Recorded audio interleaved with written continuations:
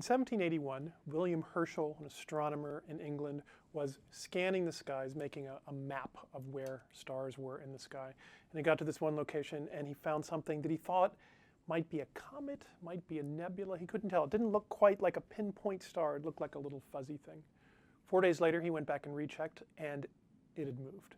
The fact that it had moved, that one simple fact, showed him that it wasn't a star, it wasn't a nebula, it wasn't a galaxy. It was, in fact, something in our solar system. Interestingly, though, it had moved very little. And the fact that it had moved very little suggested that it was quite far away.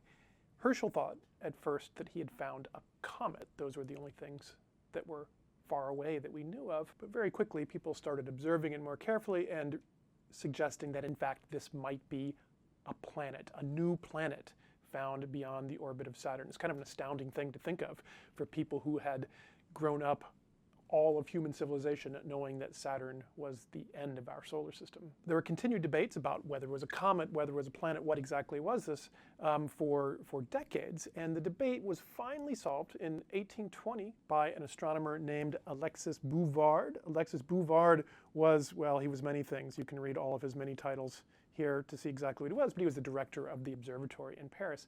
And he realized that you could watch Uranus going around the sun. It had been discovered in 1781. It was now 1820, 40 years going around the sun.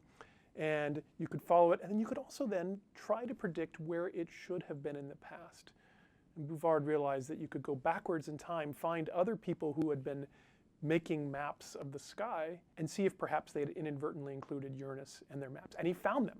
Here's the critical table from this entire book that he published. If you look at this table here, well, first you can look over here at all the equations.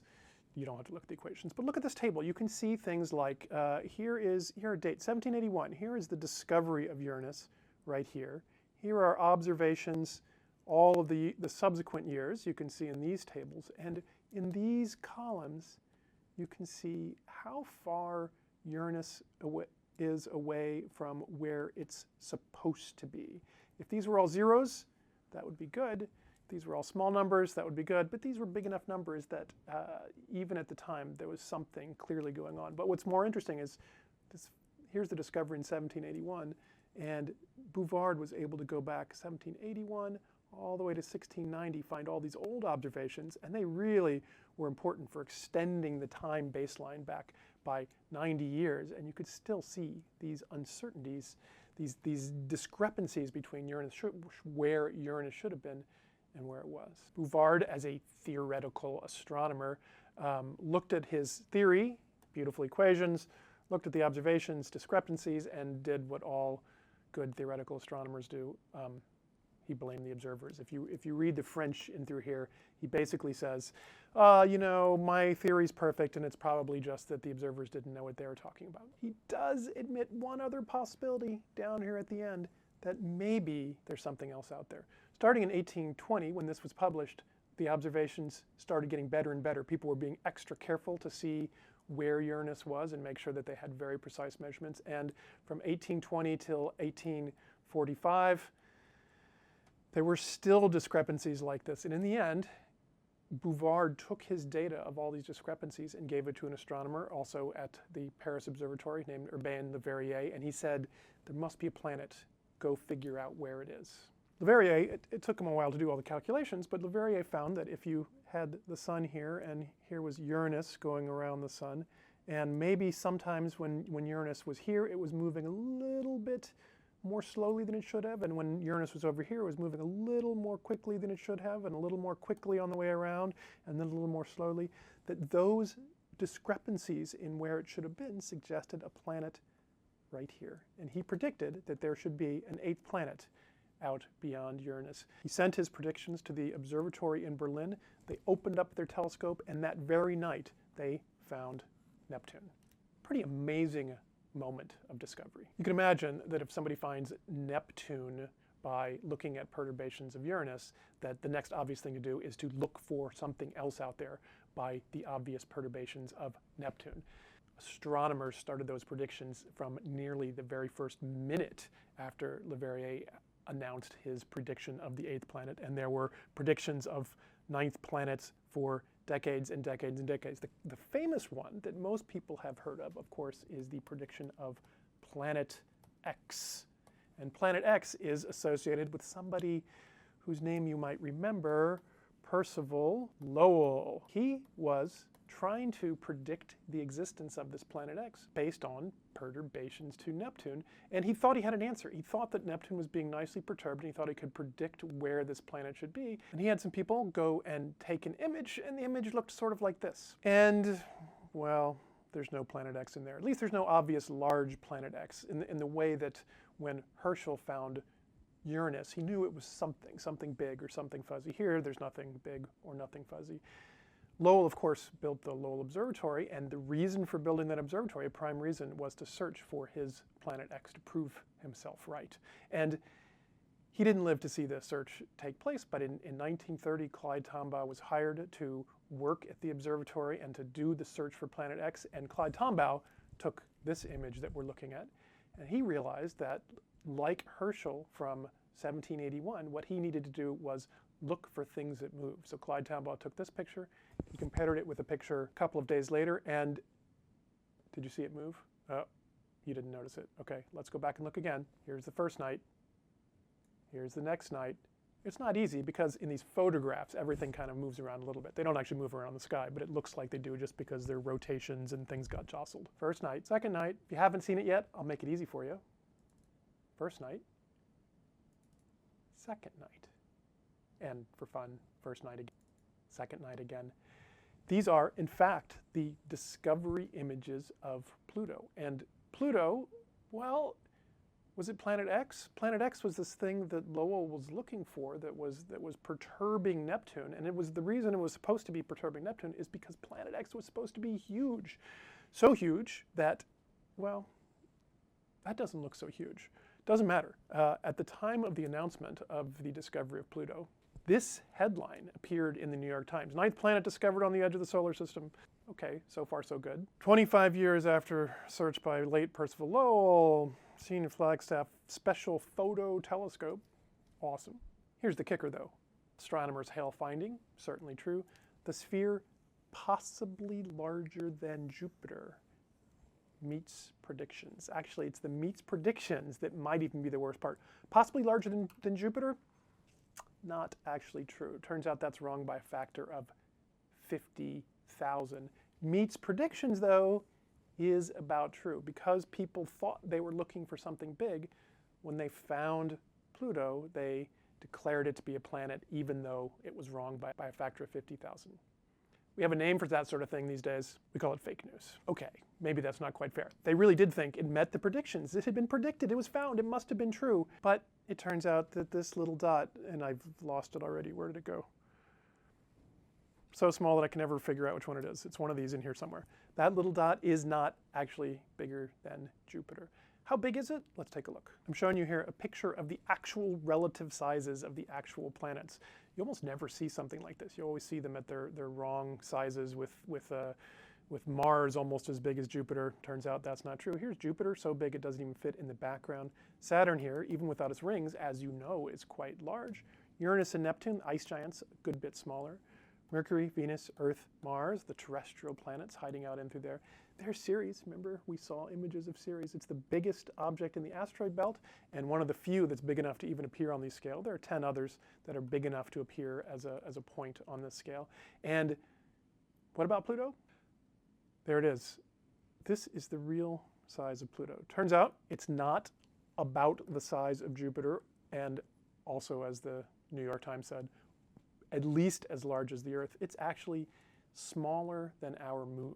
The discovery was a coincidence. We now know that Neptune is not being perturbed by any massive object in the outer solar system, and the only reason people thought it was in the past is because we didn't quite know the mass of Uranus or Neptune well enough, and they weren't known well enough until 1989 when the Voyager spacecraft made its final flyby of Neptune. Pluto just happened to be the largest member of the Kuiper belt that could be seen, the brightest member of the Kuiper belt that could be seen. It was close, it's very reflective, so it was easy to see. If we put the other known members of the Kuiper belt there to scale, well, you see some of your favorite dwarf planets that we talked about earlier. And then you see some of these other smaller ones in through here too. And what you really see, I think quite obviously, is that this population is not the same as this population, which is not the same as this population. It's pretty hard to argue from looking at a picture like this that, yeah, maybe that one right there, we should call it a planet, and that one, but oh, not the rest of these. And yeah, we should classify it with that. It's always nice to look at the top-down view of the Kuiper belt just to remember where the objects are. Here again, you see Jupiter, Saturn, Uranus, Neptune right here on the inner edge of the Kuiper belt. Pluto, just if you want to single it out, is there in the white orbit. In each one of these things is the orbit of one of the many, many known Kuiper belt objects. You can see that for the most part, they're confined to this region and through here, and that they span the entire range of the outer solar system. One object is quite different. This is the orbit of the Kuiper belt object that we call Sedna. And if you remember, Sedna was on that list of the top 10 largest Kuiper belt objects. And look at the strange thing about it. Here's the rest of the Kuiper belt we just looked at in here, and Sedna goes really far away, so that's astounding to begin with. But really the main astounding thing is it never gets close to the Kuiper belt to begin with. Now, if you remember, we talked about formation of planetesimals and things.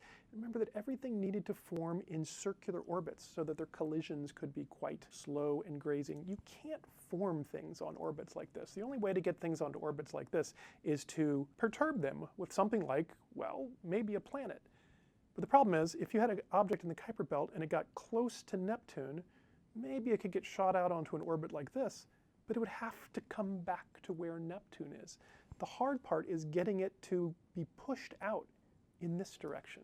This was a mystery back when Sedna was discovered in 2003. And if you want an interesting historic note, you can go to the end of this class and find the bonus lectures for the previous lecture where I described what I thought was going on with Sedna. In 2012, a different group of astronomers found another object. 2012 VP113 is the official license plate number. Biden, because he was the vice president at the time. I didn't make that name up. But notice, it too has that same characteristic. At the time of the discovery, the astronomers who discovered it said, oh, this must mean there's a planet out there. But I'll remind you, from about 1847 onward, astronomers had been saying there's a planet out there once every several months. Every time anything slightly unusual was found in the outer solar system, astronomers would jump to the conclusion that there must be a planet. My colleague, Konstantin Batygin, who has an office right down the hall, and I started looking at this and realized something that we thought was pretty astounding. If you look at all of the most distant objects in the solar system, and Sedna is in there, I think that's Sedna right there, in fact, and VP112 is probably that one, but you look at all the rest of these, they're all swept off in this direction in an astounding way. After working on this for even a year, we became convinced that the only explanation was there actually has to be a distant and massive planet in orbit around the sun on a very eccentric orbit. Our very eccentric orbit, we thought, probably went something like this and essentially herded these little Kuiper belt objects into place. To test that idea, we tried out computer simulations. In these computer simulations, you can't see because it's covered up. The sun is right here in the middle. Planet is on this orbit out here like this. And all of these other blue points are Kuiper belt objects that we initially start randomly strewn around the sky. We let them interact gravitationally with this planet for 4 billion years, and we see what happens. Now, and what happens? Well, the first thing you notice is that the planet very quickly clears out many of the objects that were nearby it. There are many fewer objects in the Kuiper belt now, in this extended Kuiper belt, than there were to begin with. What are we looking for? Well, we're looking to see if it captures objects into orbits that are like this. That's what we want to see. And the answer, well, I'll give you the preview. The answer is it never does. Our initial hypothesis on how a planet might actually do this was wrong. What's it doing? Well, let's watch very carefully, and objects are going to get captured onto these orbits, these anti-aligned orbits with the giant planets. There they are. We're almost at 3.5 billion years now, and this is starting to look a lot like the solar system that we see now. Over time, it finally clears out, and finally clears out, and at 4 billion years, we really are left with something that looks a little bit familiar. So let's go back to those objects in the Kuiper belt that we've seen. If Kuiper belt objects are going to be swept off in this direction by a planet, that planet is pointing in the opposite direction. You know, what's interesting is I didn't show you this before, but if you look at those Kuiper belt objects, they're all actually tilted compared to the plane of the solar system too. And that shows us that that planet, which we now call Planet 9, must also be likewise tilted. So is it true? Is it really out there? In the time since we first proposed this, we have found more and more evidence of different things from the solar system that are being perturbed by this massive planet out there. I would say the probability that it's not true is much lower than the probability that it is true. If there is no planet out there, there are so many things that need to be explained in the outer solar system that we currently have no explanation for. Now, people have been saying this since 1847, so it sounds a little bit crazy to sit here and say, well, everybody has been wrong for 170 years, but we're right. But I do have something I'd like to say, which is that everybody's been wrong for 170 years, but we're right. Let me show you what this planet looks like. Okay, we don't actually know what it looks like, but we know how massive it is. The reason we know how massive it is because we do those computer simulations and we put in a less massive and a more massive planet and we make the one that fits the best. And the answer is that it has to be something like 10 times the mass of the Earth, which puts it between Earth, which is 1 times the mass of the Earth, and Neptune, or Uranus, which are 15 and 17 times the mass of the Earth. 10 times the mass of the Earth. Very interesting number, if you recall. 10 times the mass of the Earth. Well, we don't have anything that we know of in our solar system that mass, but it's one of the most common masses throughout the galaxy of the things that have been found by Kepler. So rather than Planet 9 making the solar system stranger, I would say it actually makes more sense. 10 Earth masses is not just common in the galaxy. As you will remember, 10 Earth masses is about the mass of a core of a giant planet.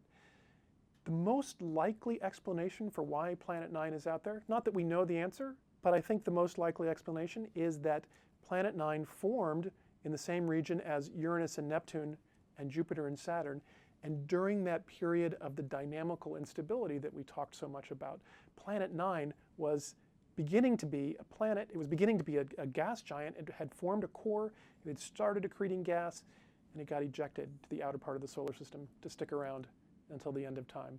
There's still some problems that we have to work out. We can't explain everything about Planet 9 yet, but I think that this object that looks, well, I don't know what it looks like. We made it look a little bit like Neptune. We even put lightning on the back of it because that seemed cool. But we think this mini Neptune is lurking out there. So, you know, let's go find it. Here are my 2 favorite telescopes in the world, the twin Keck telescopes on the summit of Mauna Kea. You can see Maui there in the background. We're not going to use my favorite telescopes in the world. We're actually going to use this one, the Subaru telescope right next door. And in the next lecture, we'll actually take a trip up to the Subaru telescope. And what are we going to do? Well, you know what we're going to do? We're going to take pictures of the sky, and we're going to come back the next day and take pictures of the sky, and we're going to look for things that move. We're going to do Herschel all over again. We're going to do Clyde-Tombaugh all over again. This time, we're looking for something that's much further away, that's much fainter, that requires using some of these biggest telescopes in the world. We're going to be able to answer some of these biggest questions that we have in the world. Where are we going to look? Well, we can actually come up with a pretty good prediction for where Planet 9 is. We know how the orbit is tilted compared to the solar system. We know where it's closest to the sun. We know where it's furthest from the sun. We also know that if it were closest to the sun, we should have seen it by now. So there's a swath where it's furthest from the sun, hardest to see, but well within our reach, that we think we're going to find it. It's in one of my favorite areas of the sky. If you look up at the sky and find Orion, Orion is one of those constellations that I think may be the most visible constellation, recognizable for people around the entire world. It would have been fun if it went right through the middle of Orion, but the path of Planet 9, it turns out, goes right through not Orion, but next door is Taurus. It goes right through here, like this. Here's Taurus. If I did this right, let's see, there's the Pleiades. Somewhere in here are the horns. I can't quite draw the horns. I think they must be like this. This is Aldebaran. If it's up tonight, go find Orion. Looks right next door. Find Aldebaran, the bright star. Find the Pleiades. They're pretty unmistakable. Look halfway in between there. That's about the path of Planet 9. Where in its path is it? Well, I think the answer is right in through here. In fact, the swath that we're planning on looking at is literally right here. If we could look through all of these areas of the sky one night The next night, look for something that moves. Look for something that's very faint. Look for something that's very far away. We will have covered the search area for Planet 9. It's easily in range of some of these biggest telescopes, of the Subaru telescope in particular, and with enough time, we'll get there. Also, since we have announced the presence of Planet 9, dozens of other teams have started looking too, so I actually think that there's a good chance that somebody else may find it first. That's fine with me. I'm actually just very excited to see if we can use these same techniques that were used by Leverrier in 1846 to realize that there really are perturbations going on in the outer solar system, and to finally be the first ones to get it right in 170 years and say, hey, there's a planet out there, and we go look, and there's a planet out there.